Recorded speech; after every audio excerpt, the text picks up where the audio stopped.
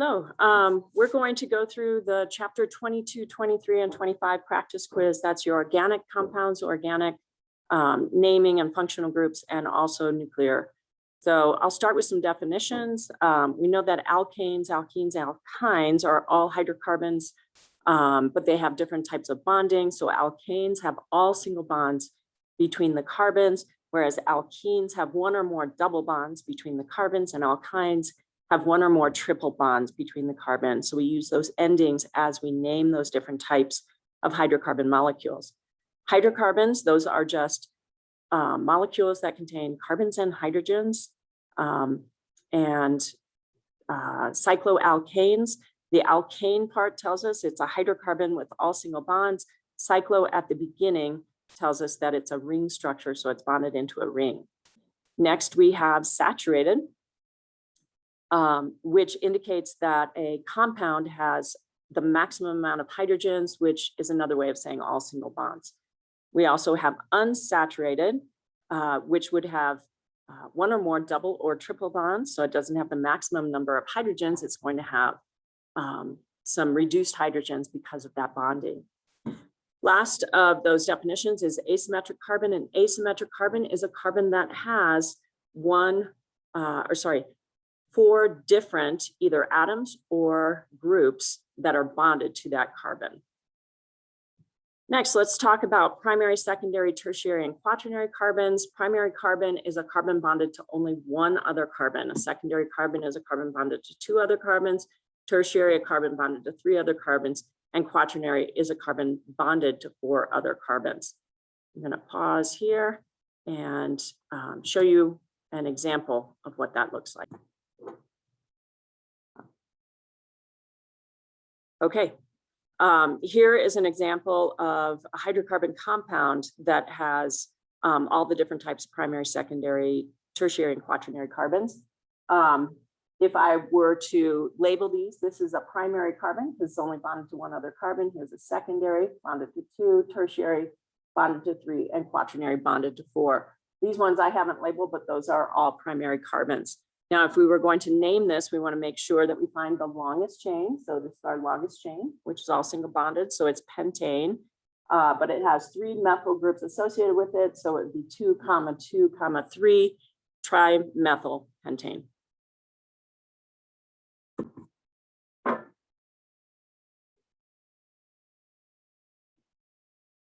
Okay, next up are isomers. We're going to talk about how isomers are the same and how they're different.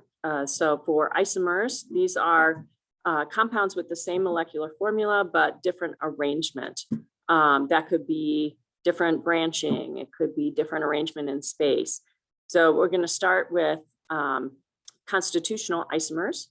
And those constitutional isomers have the same molecular formula, but they are differently arranged and bonded differently.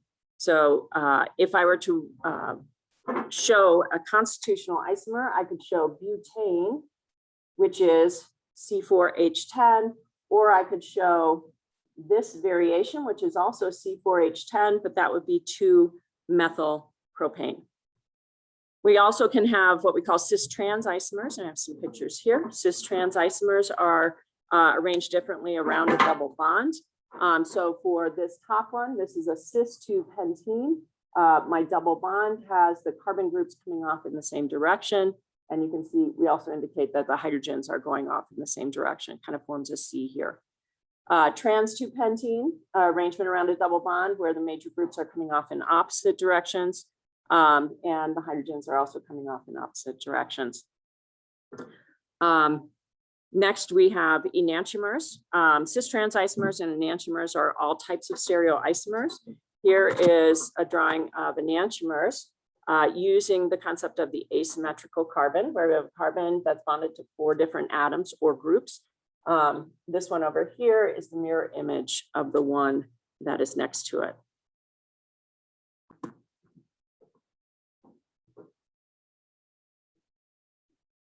Okay. So what categories do cistrans isomers belong to? They belong to the stereoisomers, okay? And that's because we have bonding that's in the same order, but different arrangement in space. Next up, polymers. Polymers are very large molecules that are combinations of smaller molecules we call monomers. And when monomers are combined to form these polymers, they are covalently bonded, meaning shared electrons. We're going to talk about the 4 types of coal. 4 types of coal go from the softest type of coal, which is peat, and through lignite, and then bituminous and anthracite coal. So you get harder coal types as you go all the way through from peat to anthracite. In terms of carbon content, as you have more carbon, that's a harder type of coal. So lowest carbon content is going to be peat, and it increases through lignite, bituminous, and up to anthracite. As you increase the amount of carbon, you decrease the amount of water. So peat is the highest water content with the lowest carbon content. And on the other end of the spectrum, we've got anthracite, which is the lowest water content with the highest carbon content.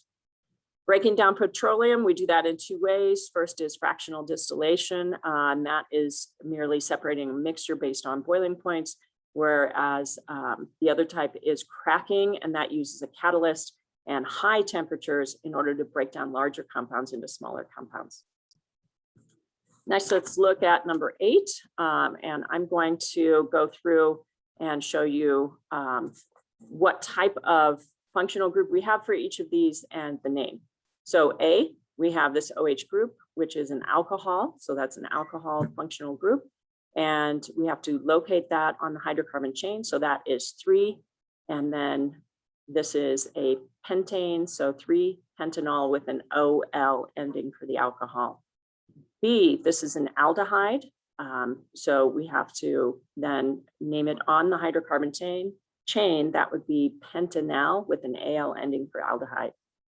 C is an amine. It has amine nitrogen here. So that would be pentylamine or pentanamine. D is a carboxylic acid, and with a 5 carbon, that would be pentanoic acid. E, this is an ester, very complex molecule. We want to look for the branch, which is just bonded to 1 oxygen. And then we have the other side as the parent. So that is propyl ethanoate. F, we've got an ether. This is an oxygen with R groups on ether side. We have 2 methods of naming, either alphabetical order, which would be butyl methyl ether, or we can name the first chain as the least number of carbons and then use oxy, so methoxybutane. G is a halocarbon. I is bonded to the 2nd carbon, so this is 2-iodopentane. And H is a ketone, so we use the ONE ending and we locate, so that's 2-pentanone.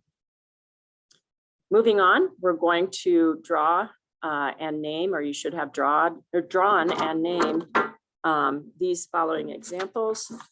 You could use whichever example works for you as long as you follow the instructions and name it. So I'm going to move over to my drawings here.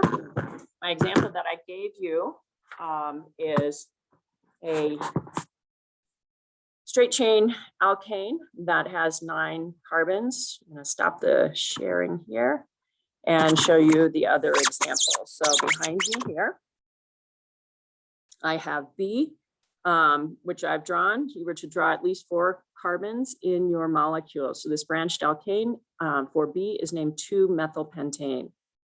C, a branched alkane with multiple branches. I drew 2,2-dimethylpropane. D is an alkene, meaning it has a double bond. You have to locate that. This is 2-butene.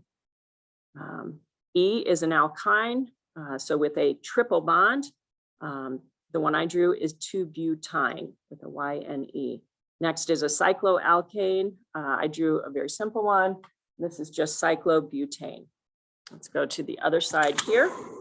G was an alkene with 2 double bonds. So mine is 1,3-butadiene. We put the di in the middle. H is an alkyne with a branch. I drew 3-methyl, 1-butine. Remember that we would have this be our number one carbon because the triple bond is predominant over the branch in terms of carbon numbering. Next, an alkyne, a benzene. That would be this one. You can draw it in multiple ways. And then benzene with two small branches. I drew 1,2-dimethylbenzene, 4J. And then benzene as the branch is called phenyl. So this is 3-phenylpentane. Let's look back at our C for mine. For C, that was this one. And I'm to determine how many hydrogens there are. So I could add those in or count them out. I got 12. The compound formula is C5H12. Remember that with all of these compounds, even if we draw carbon skeletons or line angles, we're going to have hydrogens that are bonded to fill out those 4 bonds for every carbon.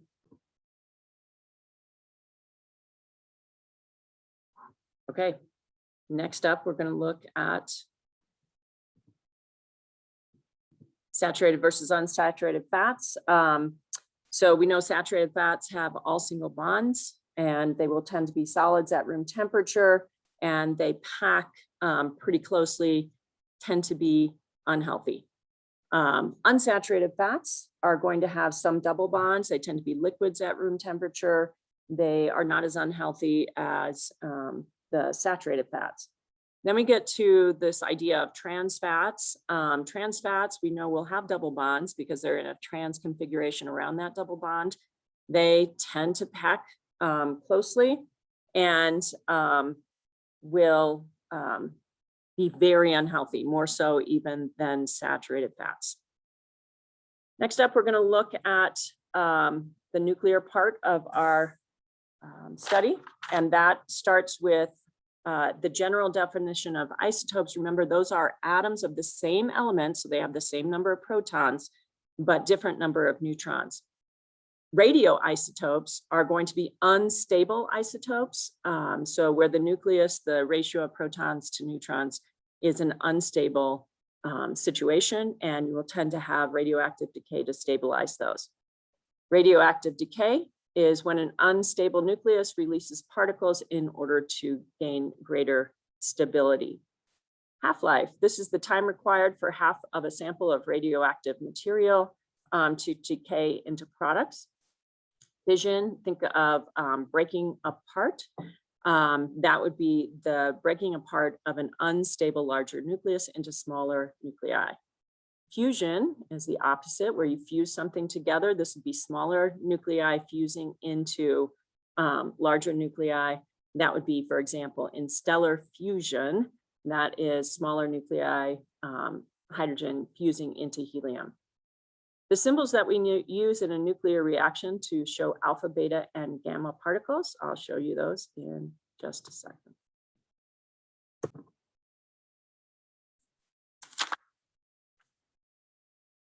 Okay, alpha, beta, and gamma decay. I have the symbols behind me. So for alpha, what we have is a symbol that looks a little bit like an A. This is actually a helium nuclei, and it has an atomic number of 4 and an atomic mass of 4 protons plus neutrons, an atomic number of 2. Beta decay, this is the symbol that we use for that. That is a high energy electron. It has no mass number, so 0 for that and a -1 here. Gamma symbol looks like a fish swimming down, maybe a little bit like a Y. It's pure energy. It has no mass, and it has no contribution to the atomic number. I'm going to show you examples of alpha and beta decay.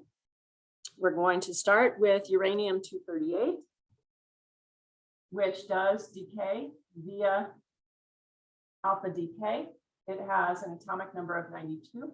If we were to show the decay, we would say that it's decaying via alpha. And one of the products then would be an alpha particle, helium-4, which is a mass 4 and atomic number 2. In order to balance this then, the other particle needs to have atomic number and mass that make this plus this equal this one. So 234 plus 4 gives me 238, and 90 plus 2 gives me 92. So if I look at the periodic table, I can see that that would be thorium. Remember that this, the atomic number, will define this as a particular element. Next, we're going to look at beta decay. We'll actually take the thorium that we have here, which decays via beta, so 234 and 92. If it decays via beta decay, then one of the products is a beta particle, that's the electron, and we can use this set of numbers to get to the values for the next element or the other element that is produced. So 0 plus 234 means 234. And what minus 1 gives me 92? That would be 93. Okay, so I look at the periodic table and I can see that that gives me neptunium. Is that right? Minus 1. Oops. This is 90. Oh, that was the wrong dated. Okay, what minus 1 gives me 90? That would be 91. And that is protactinium Ea. Sorry about that mistake. Okay. Examples of gamma decay. Any of these would also release a gamma particle, and remember that that is pure energy.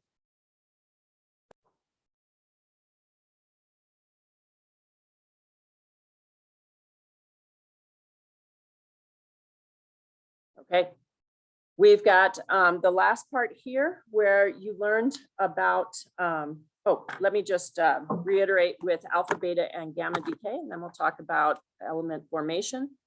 Alpha decay, as we showed in that last reaction, it's going to reduce the atomic number. Please report to room 1085 in the green pod. Marcos Johnson Noya, please report to room 1085 in the green pod. So alpha decay is going to reduce the atomic number by 4 because you lose 2 neutrons and 2 protons. It's going to reduce the atomic mass by 4 because you lose 2 protons and 2 neutrons, and it's going to reduce the atomic number by 2 because the alpha particle contains 2 protons. Beta decay is not going to have a change to the atomic mass, but what in fact happens is the high energy electron changes a neutron to a proton. So that is the key to how that works. And we saw 2 examples there in the previous question. Last up, the formation of the elements. We know there are 3 methods through which elements were formed. The first was through the Big Bang, which was 13.72 billion years ago. And the Big Bang produced mostly hydrogen, so the simplest of the elements, but it produced some helium and trace amounts of lithium. So the 3 simplest of the types of elements were going to be formed there. Next up, through stellar fusion, which elements are formed? Those are the smaller elements, but not hydrogen. Hydrogen is a fuel for that. So if you were saying stellar fusion, you could choose anything from helium, atomic number 2, through lithium, all the way up to and including iron, atomic number 26. Those are formed through star fusion during star life. And then the last type of element formation is actually through supernova. Supernova is a super high energy death of a large star. And that is the only means through which the elements after iron, so starting with cobalt, number 27, all the way through, any of these elements that are between 27 and 118, including number 27 and 118, can only be formed through supernova naturally.